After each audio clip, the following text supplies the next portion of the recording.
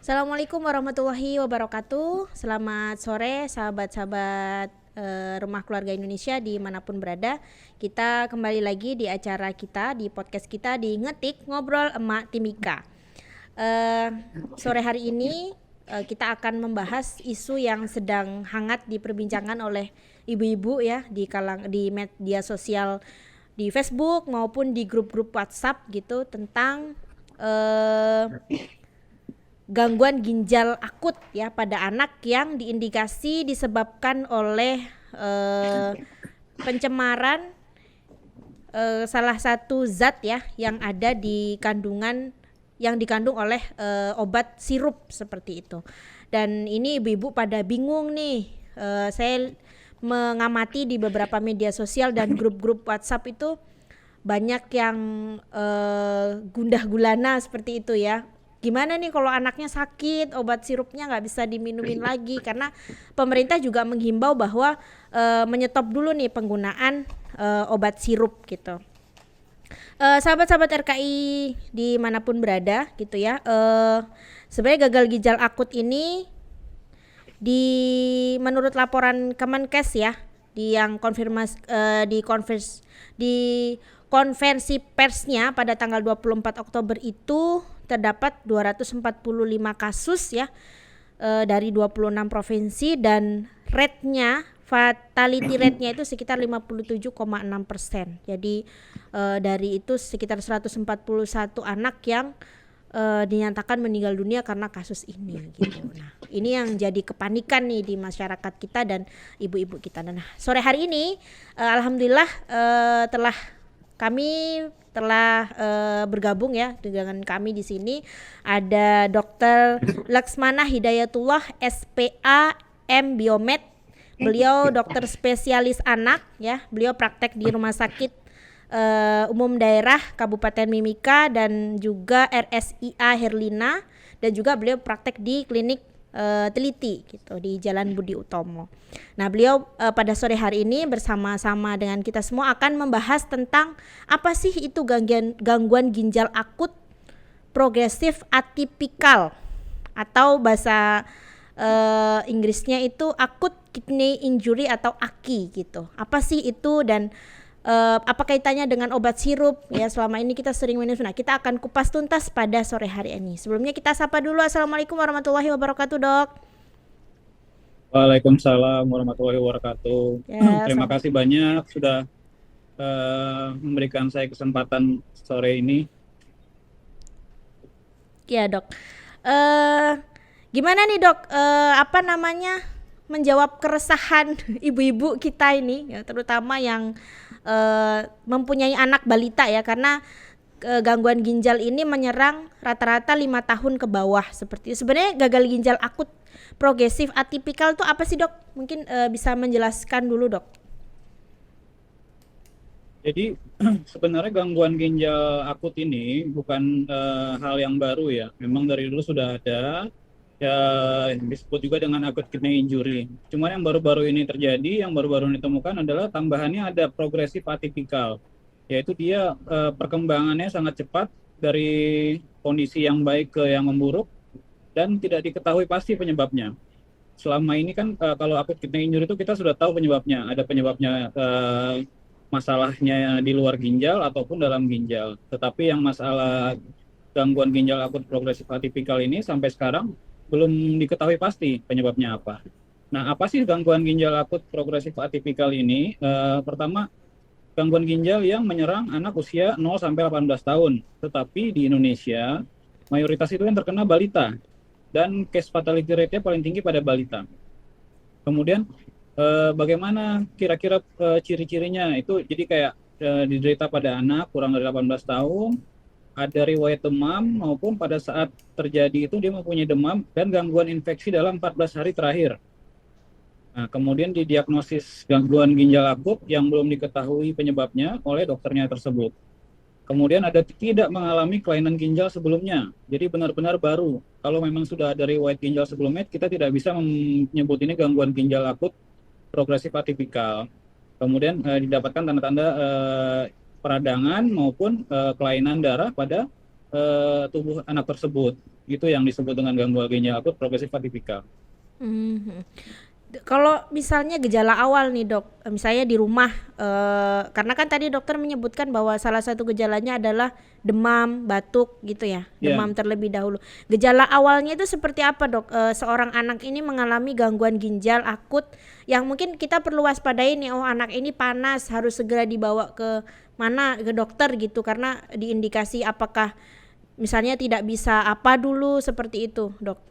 Ada nggak gejala awal ciri-ciri gangguan dari gangguan ginjal akut progresif atipikal ini? jadi ini kan namanya gangguan ginjal akut, berarti gangguan utamanya ada di ginjal. Ciri khas utama ataupun yang paling penting adalah produksi kencing, produksi urin.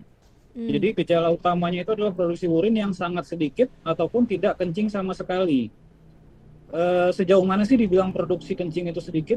Produksi kencing itu sedikit apabila produksi urinnya itu kurang dari 1 cc per kilogram per hari, per jam, sorry. Jadi kalau misalnya anak kita beratnya 10 kilo, nah produksi urin yang normal itu adalah 10 cc per jam. Atau kalau dalam 24 jam dia mengeluarkan kencing itu 240 cc, itu yang normal. 240 cc itu sekitar 1 gelas belimbing ya. Nah, itu normal. Selain dari jumlah urinnya, kita lihat juga warnanya. Warna urin yang sehat, yang normal itu bening, bening sedikit kekuningan. Nah, apabila dia kencingnya sudah mulai berwarna kuning pekat ataupun kecoklatan, itu kita sudah harus waspada. Nah, itu kalau kekurangan kencing atau tidak kencing sama sekali dalam waktu 8 jam. Itu juga warning sign. Itu hal-hal yang harus kita perhatikan. Jadi gejala utamanya ini adalah kurangnya kencing ataupun tidak kencing dalam waktu 8 jam. Nah, untuk demam, pada kebanyakan kasus tidak semua kasus gangguan ginjal ini didapatkan demam. Mm-mm. Tapi kita harus lihat apa? Kalau demam itu tandanya ada infeksi yang mendahului sebelum gagal ginjal akut ini terjadi. Jadi kita tetap harus waspada nih kalau memang ada riwayat demam sebelumnya ataupun ada riwayat infeksi lain dalam waktu 14 hari terakhir. Infeksi apa saja? Infeksinya bisa dari pernapasan, batuk pilek, bisa dari saluran cerna, diare, atau muntah-muntah. Bisa jadi infeksi saluran kencing. Nah, itu salah satunya. Oh begitu. Jadi salah satu indikasinya adalah urin yang kurang, terus Ya, terjadi demam sebelum. Jadi kalau sudah anak demam terus urinnya kurang, ya belum tentu juga sih harus ada pemeriksaan lagi ya dok ya untuk menentukan apakah dia mengalami gangguan ginjal. Tapi yang perlu kita waspadai ketika di rumah, sebenarnya anak-anak itu bisa dibawa. Maksudnya kita sudah, oh anak ini harus dibawa ke dokter nih, harus dibawa ke rumah sakit atau bawa ke klinik itu ketika demamnya berapa hari dok? Maksudnya ketika panasnya atau demamnya berapa derajat nih? kalau hubungannya dengan demam, tidak semua demam kan harus kita bawa ke dokter. Mm-mm. Dan tidak semua demam juga harus selalu masuk obat. Jadi untuk pertolongan demam pertama kali itu sebaiknya paling utama adalah sedia termometer di rumah. Pastikan punya alat pengukur suhu. Jadi kadang kita pegang demam, taunya pas diukur suhu tidak demam. Terasa hangat, tapi tidak masuk ke dalam kategori demam. Nah, kategori demam itu adalah kalau diukur dengan termometer, itu suhunya di atas 37,5. 37. Kalau sudah pada anak terjadi suhu di atas 37,5, pertolongan pertama yang bisa kita lakukan adalah berikan minum. Berikan minum, karena anak itu butuh cairan. Ketika cairan sudah masuk, kita lihat lagi, kita ukur ulang demamnya, turun apa tidak. Ketika cairan sudah masuk, demamnya belum turun, kita bantu dengan kompres. Kompresnya itu kompres air hangat. Bisa dengan kain yang kita celupkan ke air hangat atau handuk, kompres air hangat. Nah, nah, yang sering terjadi adalah di kompres air hangat itu hanya di dahinya saja. Hmm. Nah, kalau dikompres di dahi itu hampir tidak berpengaruh untuk menurunkan demam.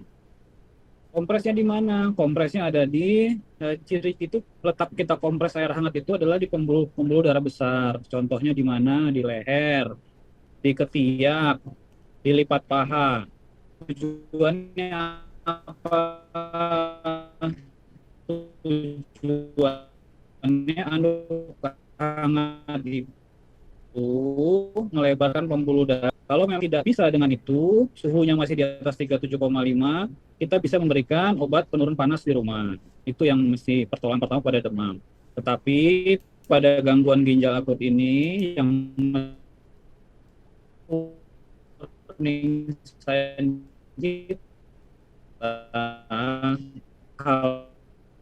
hal yang kita perhatikan adalah jumlah urinnya. Itu kita sudah mulai was-was itu, dan mungkin bisa dibawa ke dokter untuk diperiksa lebih lanjut. Oke.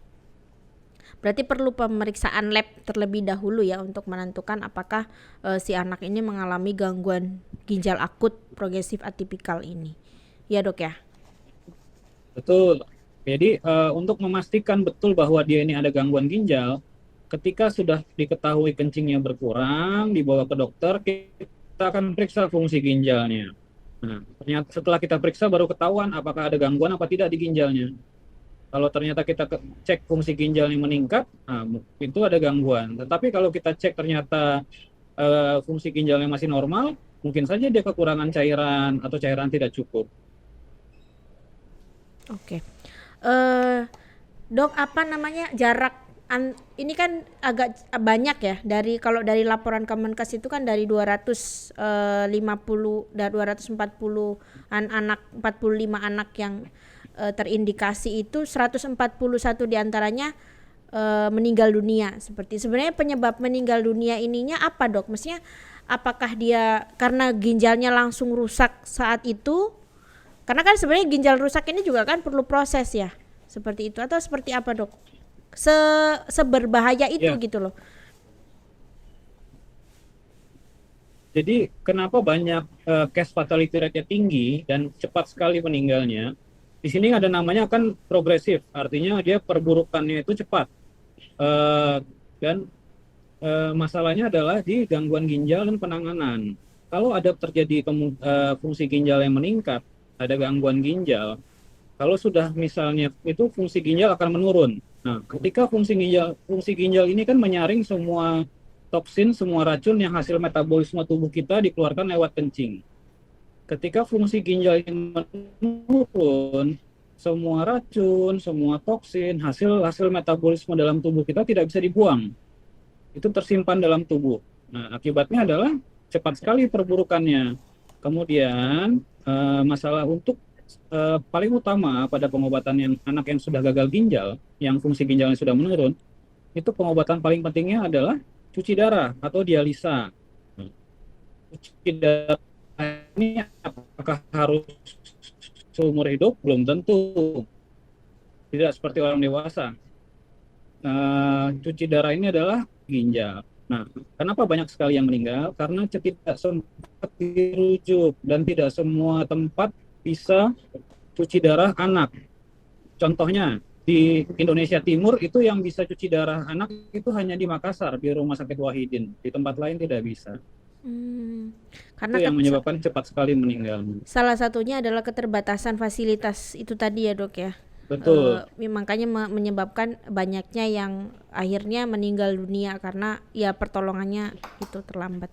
Baik, ini kan dan terlambat datangnya. Oh gitu, karena penanganan di rumah juga ya sudah terlambat juga ya, mungkin karena dianggap demam biasa atau gejala biasa akhirnya terlambat dibawa ke rumah sakit. Makanya harus ketika sudah menemukan ciri-ciri yang sudah disebutkan dokter di awal tadi ya sebaiknya dibawa ke rumah sakit ya untuk diperiksa lebih lanjut seperti itu. Iya, kadang orang tua miss-nya itu di kencingnya itu.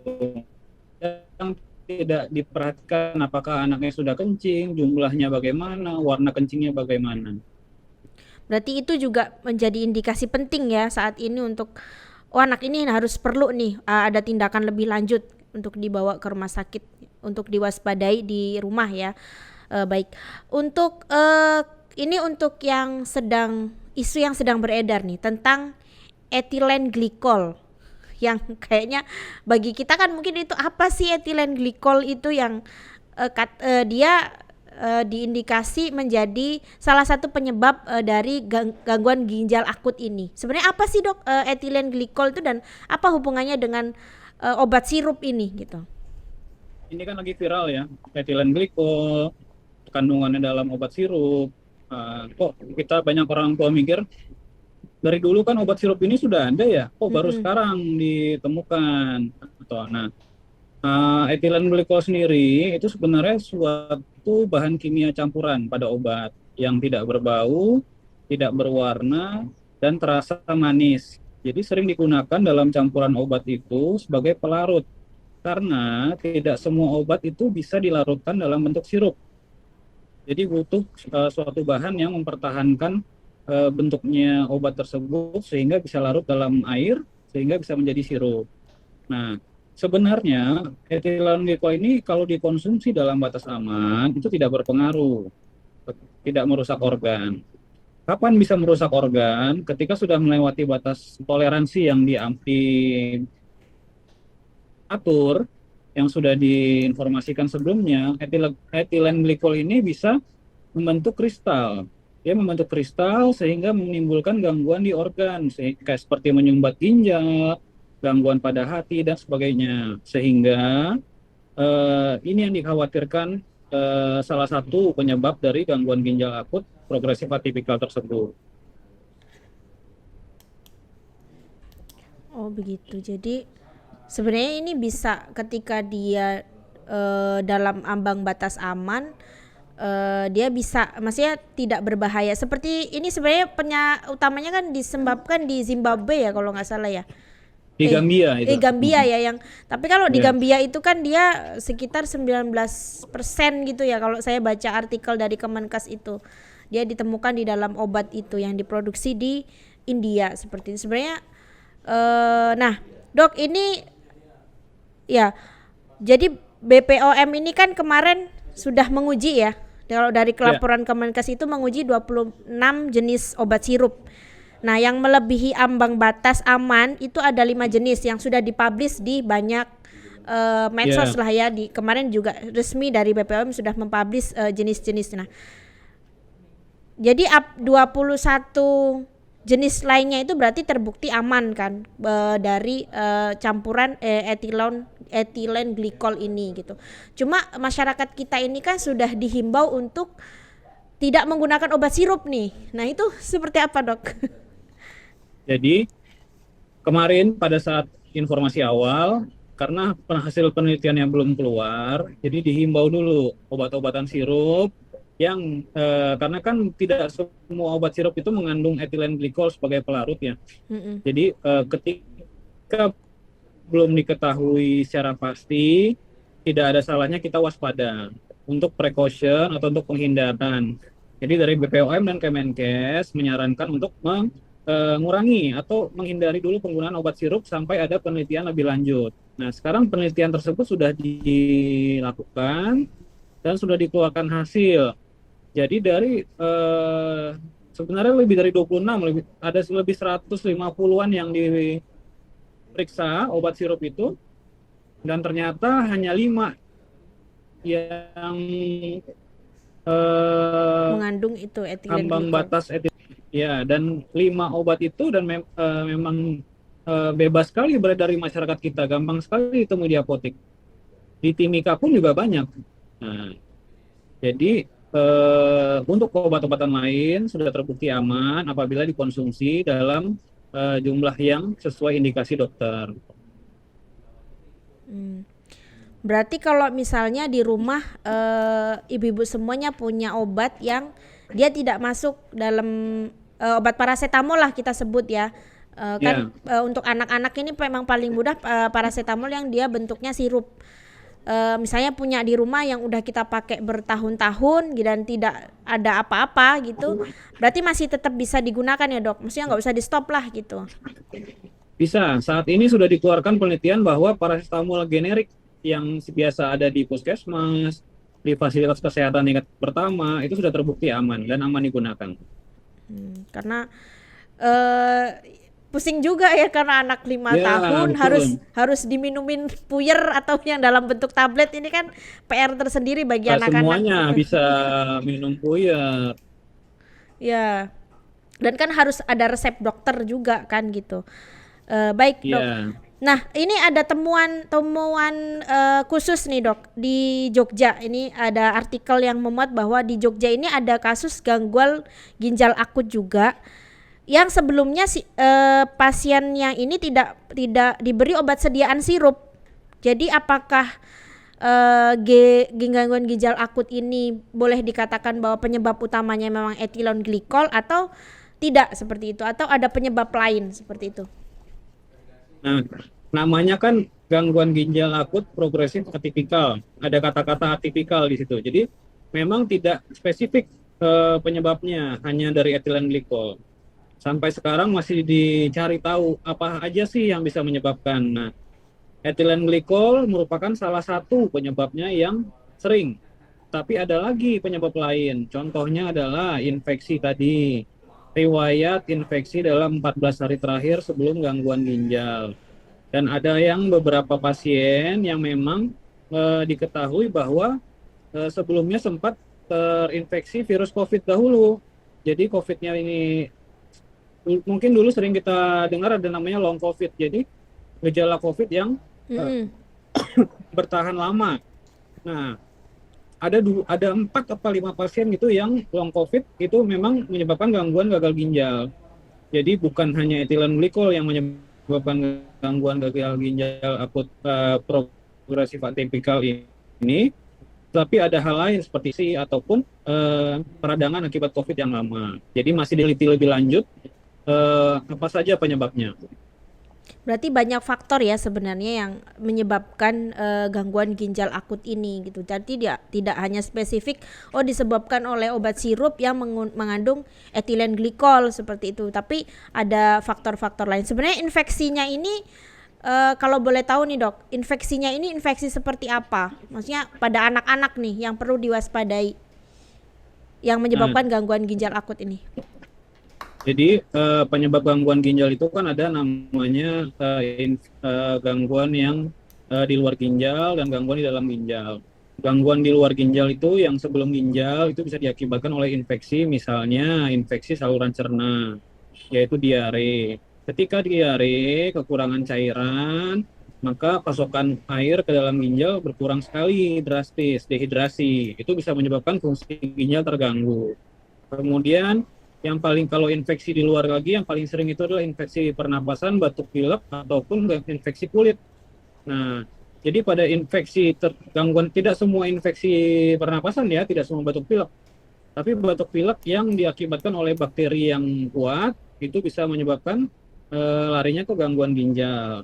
Kemudian kalau misalnya gangguan yang terakhir adalah infeksi saluran kemih. Nah, ini sering nih pada anak-anak yang kebersihannya kurang terjaga, kebersihan setelah berkemihnya kurang terjaga, sering tuh infeksi saluran kemih berulang sehingga menyebabkan gangguan pada ginjalnya. Kalau dari faktor makanan ada nggak dok? Maksudnya karena kan sekarang anak-anak bahkan dari yang kecil sudah bisa mengkonsumsi banyak makanan-makanan instan lah, kayak junk food dan sebagainya, itu juga bisa memicu nggak gangguan ginjal itu? Infeksi yang menjadi pemicu itu? Bisa, sebagai salah satu faktor risiko bisa. Kenapa? Jadi kita ingat, fungsi ginjal itu adalah untuk menyaring darah, menyaring cairan hasil dari olahan dalam tubuh kita, disaring di ginjal, racunnya dibuang lewat kencing, yang bersihnya dikembalikan ke dalam tubuh kita. Nah, kalau kita mengkonsumsi makanan-makanan yang berat seperti mengandung pewarna buatan, perasa buatan, bahan pengawet, itu akan memperberat kerja ginjal kita dalam menyaring toksin-toksin tersebut. Itu bisa menyebabkan faktor risikonya memperberat gangguan ginjal. Oke, jadi makanan ini juga bisa menjadi salah satu faktor ya. Ini ada pertanyaan ini dok, tambah titipan dari salah satu netizen nih, terkait dengan sirup suplemen. Jadi bukan obat sirup ketika anak sakit ya, kayak misalnya tadi paracetamol dan sebagainya, tapi ini tentang sirup suplemen yang dia bentuknya cair kan. Banyak nih suplemen-suplemen anak yang ya iklannya di TV berterbaran lah di mana-mana di media sosial yang. Nah, itu sebenarnya bisa nggak sih digunakan terus-menerus gitu, atau dia juga bisa menjadi, karena kan dia bentuknya sirup juga nih dok gitu. Yang suplemen nih, Jadi suplemen ini bukan obat. juga pertanyaan paling sering pada orang tua pasien ya, vitamin apa sih yang baik, suplemen apa sih yang bagus, bisa digunakan tiap hari apa tidak. Nah, namanya saja kan suplemen ya. Kalau suplemen itu artinya tambahan. Kita gunakan kalau kebutuhan vitamin dan mineralnya itu tidak cukup dari makanan. Yang utama adalah tetap dari makanan. Jadi yang diperbaiki pertama kali adalah asupan makanannya. Kalau sudah masuk cukup dari makanan, dari sayur-sayuran, dari buah-buahan, tidak diperlukan lagi yang namanya suplemen vitamin. Tetapi kalau dalam kondisi yang kurang makan, yang sedang berkurang, sedang sakit, boleh kita tambahkan dengan suplemen. Tetapi ketika sudah sehat dan makannya bagus, tidak perlu diberikan suplemen lagi. Berarti suplemen itu juga penggunaannya tidak bisa terus-menerus ya, Dok, karena ya tetap tetap saja namanya zat kimia kan ya, pasti ada Iya, faktor resiko di karena yang situ. diutamakan dari makanan sehari-hari kita, dari buah-buahan, sayur-sayuran. Artinya salah satu pencegahan dari eh, apa sih salah satu pencegahan dari gangguan ginjal akut pada anak ini sebenarnya seperti apa sih penerapan di kehidupan mungkin keluarga kita nih, Dok, yang perlu diperbaiki gitu biar anak-anak tidak tidak mengarah ke resiko itu gitu. Gampang, paling utama itu adalah yang sudah dari dulu digalakkan oleh dari Kemenkes, yaitu namanya PHBS, pola perilaku hidup bersih dan sehat. Atau sering kita dengar kebersihan adalah sebagian dari iman. Jadi kebersihan itu yang ditamakan. Nah, PHBS perilaku hidup bersih sehat ini tidak hanya dilakukan di rumah, tapi di rumah tangga, di sekolah, di tempat kerja, sarana kesehatan dan tempat umum. Apa aja sih PHBS itu? Pertama, mencuci tangan dengan sabun. Yang kedua, mengkonsumsi makanan sehat dan air bersih. Yang ketiga, kebersihan toilet atau tempat berkemih. Yang keempat, olahraga teratur. Yang kelima, tidak merokok di tempat umum. Itu yang paling utama.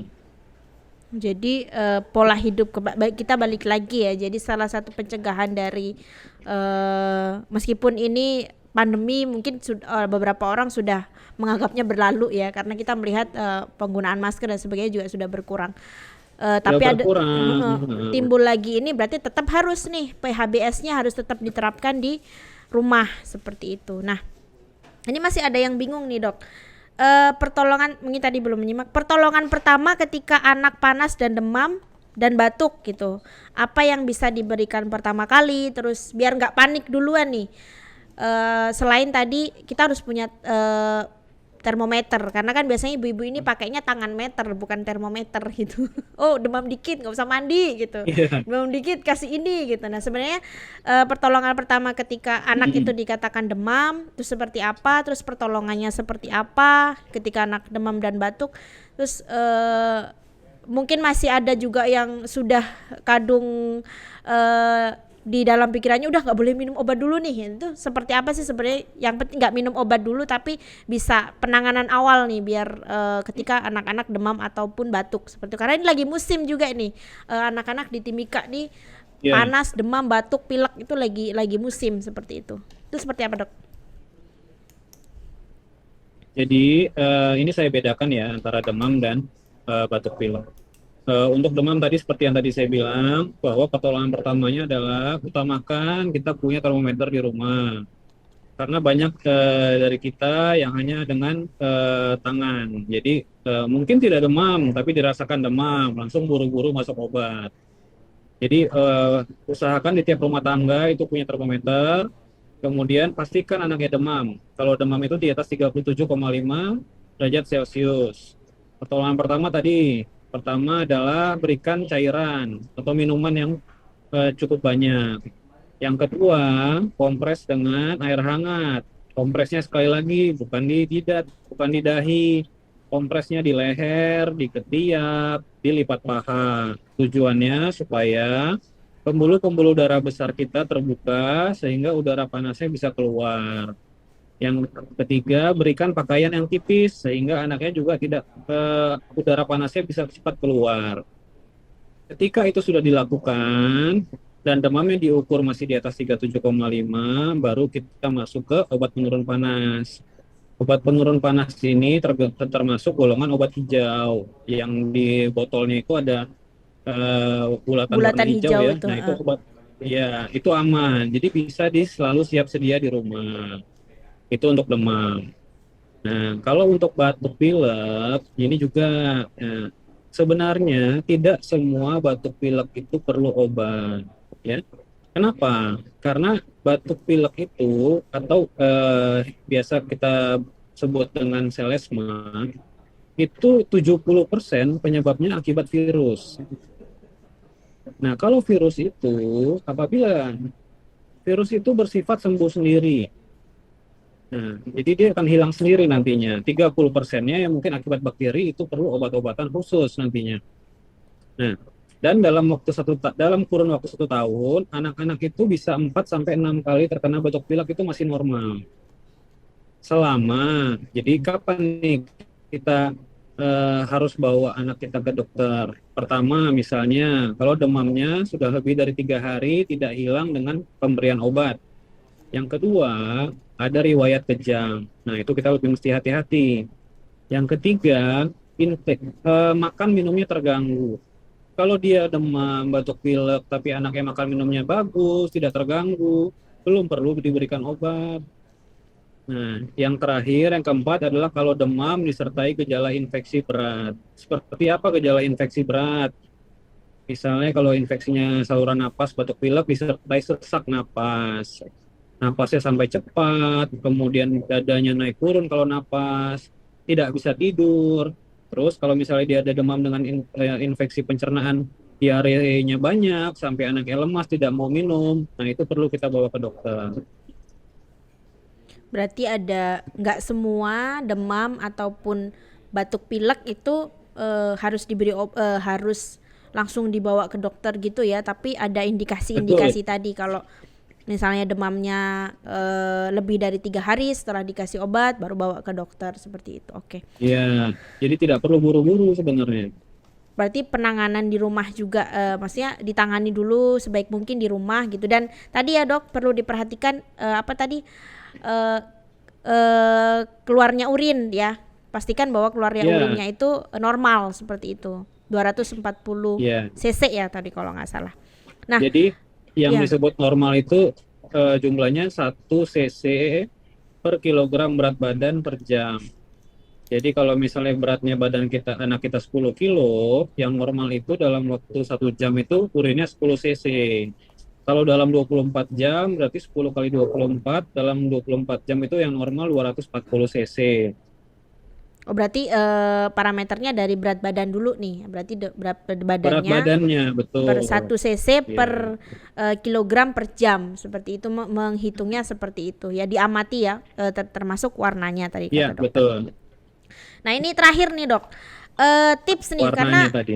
dari banyak yang viral ini kan banyak berita hoax juga bertebaran di mana-mana, termasuk ada yang mengeluarkan list obat panjang banget bahwa obat ini nggak mengandung etilen glikol yang menyebabkan gangguan ginjal akut progresif atipikal seperti itu banyak, padahal Kemenkes BPOM cuma mengeluarkan 5 tapi banyak yang menyebarkan hoax. Itu hoaxnya cepat banget kan terkeluarnya gitu di grup-grup WhatsApp itu, yang nge-share banyak seperti itu. Nah, untuk menyikapi hoax-hoax ini biar ibu-ibu di rumah ini tidak, atau orang tua di rumah tidak panik dan ketika anak ini sakit atau sekarang sedang berita yang simpang siur ini, atau menjaga kesehatan anak ini seperti apa? Mungkin tips dari dokter biar orang tua ini ketika menghadapi anak sakit itu tetap bisa tenang, tetap bisa tadi udah banyak tips yang dokter lakukan tadi bisa dijalani seperti itu.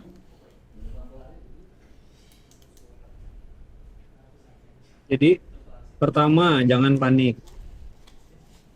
Yang kedua, eh, dari sumber terpercaya. Kadang kan ada di WA group atau di mana kita lihat, oh ini saya dapat dari eh, dokter, saya dapat dari tenaga medis ini. Tanyakan siapa tenaga medisnya. Kalau dibilang tidak tahu, artinya itu kan sudah berita-berita hoax dari berulang-ulang orang. Nah, kecuali memang berita itu dari sumber terpercaya, dari tenaga medis, monggo silakan dipercaya. Dan satu, kedua, tiga, waspada. Lebih baik kita waspada daripada sudah terjadi. Jadi, apabila ada berita awal yang disarankan kita untuk menghindari, ya kita hindari dulu sampai ada klarifikasi dari badan terkait yang berwenang. Dalam hal ini, BP POM ataupun Kemenkes. Kalau dari BPOM sudah mengeluarkan klarifikasi, Kemenkes sudah mengeluarkan klarifikasi, artinya sudah valid. Gitu. Oke.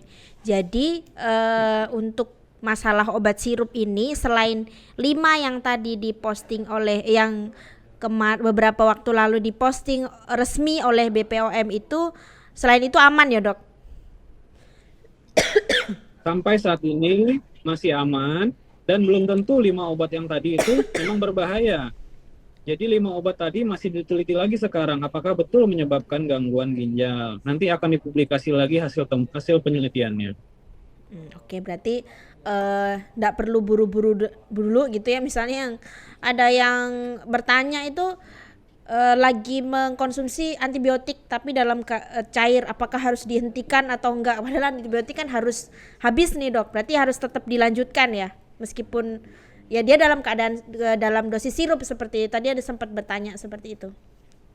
Ya, nah ini yang mungkin satu pesan saya kepada ibu-ibu di Timika ya. Hati-hati sekali. Jadi ada baiknya juga waspada terhadap obat-obatan. Hati-hati sekali pemberian obat pada anak kita. Yang pertama, kita harus tahu obat apa yang kita kasih ke anak kita. Ini banyak soalnya dari beberapa pasien yang sudah berobat ke sana ke sini, datang saya tanya, udah dikasih obat apa aja? Orang tuanya nggak tahu. Jadi yang penting ketika kita kasih obat pada anak kita, kita harus tahu namanya apa, tujuannya apa, gunanya buat apa. Yang ketiga, yang kedua, betul-betul tanyakan ke tenaga kesehatannya, tanyakan ke dokternya, apakah benar obat ini perlu atau tidak dikonsumsi.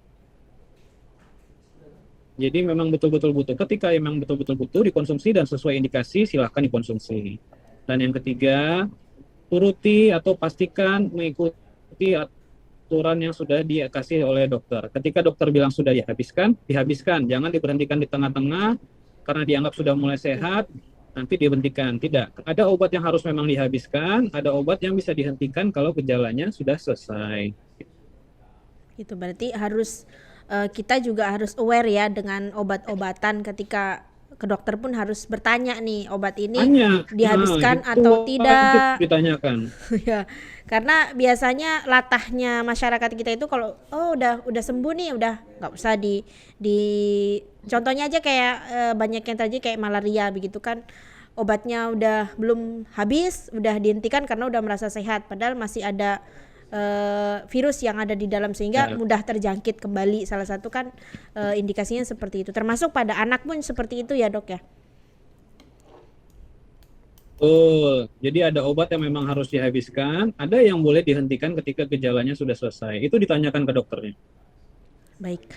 Wah, ini kayaknya udah menjawab semua pertanyaan dari ibu-ibu yang ada di rumah ya, bahwa insya Allah obat sirup sampai saat ini yang sudah dikeluarkan BPOM kan ada 5 yang berbahaya ya. Jadi selain itu masih bisa digunakan, atau tadi dokter juga sudah kalau obat-obatan di rumah yang selama ini bisa dipakai masih bisa digunakan seperti itu kalau misalnya dalam keadaan. Dan jangan lupa jangan menggunakan obat sendiri, tapi harus juga berkonsultasi dengan dokter gitu ya. Tadi sudah disebutkan juga anak-anak tuh harus dibawa ke rumah sakit itu ketika dalam keadaan seperti apa. Baik.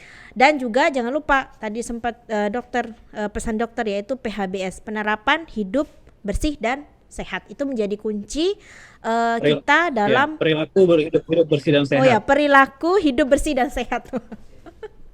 Oke, itu tadi ya teman-teman semuanya, sahabat-sahabat Rumah Keluarga Indonesia yang ada di rumah, perbincangan kita pada sore hari ini tentang gangguan ginjal akut. Jadi nggak perlu panik lagi ya, sudah banyak klarifikasi. Dokter tadi sudah menjelaskan panjang lebar apa itu gangguan ginjal akut, apa itu ethanol glikol dan sebagainya.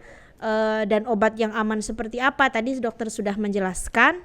Semoga tercerahkan dan tidak termakan hoaks yang ada di pemberitaan. Jadi jangan cepet termakan hoax. Oh ini nggak boleh, akhirnya udah panik duluan seperti Jani seperti. Makasih dok untuk waktunya pada sore hari ini. Terima kasih udah menjelaskan kepada kita semua tentang yang sedang terjadi, tentang gangguan ginjal akut dan juga ethylene glycol dan obat sirup yang sedang trending saat ini. Baik, sahabat-sahabat RKI semuanya yang ada di rumah, kita sudah di penghujung acara ya. Terima kasih sudah menyimak kami dari awal dan akhir. Semoga penjelasan yang kita bawakan pada sore hari ini menjadi pencerahan tersendiri buat keluarga semua yang ada di rumah gitu, agar tidak panik, tidak termakan hoaks dan juga bisa melakukan penanganan yang tepat gitu. Baik, itu saja dari kita akan ketemu lagi bulan depan. Saya tutup. Assalamualaikum warahmatullahi wabarakatuh.